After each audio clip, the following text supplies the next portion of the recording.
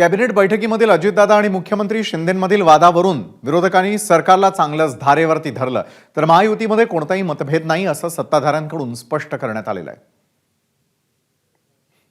वाद मांडण्यापेक्षा आम्ही 3 टोळ्यातला गँगवॉर म्हणतो. 3 गँग एकत्र येऊन महाराष्ट्राची सत्ता चालवत आहे. आज महाराष्ट्राचं सरकारसुद्धा 3 गँग चालवत आहे.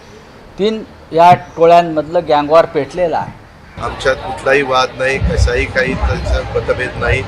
आम्ही सगळे एकोप्याने महायुतीचं सरकार चालवतो. विरोधकांना दुसरा कुठला मुद्दा राहिलेला नाही, म्हणून अशा पद्धतीचा बदनामी किंवा लोकांच्या मध्ये कारण असताना समरावस्था निर्माण करण्याचं काम कोणी करत असेल तर नाईलाज आहे.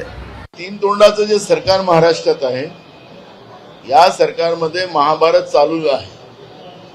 भगवान श्रीरामाचं रामायण पुढे ठेवायचं, पण आतमध्ये सगळं महाभारत करायचं, असं पद्धतीचं चित्र आहे. त्याच्यामुळे राज्याचं नुकसान आपल्याला पाहायला मिळत आहे. ही प्रोसिजर आहे, त्याच्यामध्ये वाद कावायचे म्हणून सांगितलं. बाकीचे जे महाराष्ट्रातले नेते आहेत त्याच्यापेक्षाही परिपक्व नेते आहेत.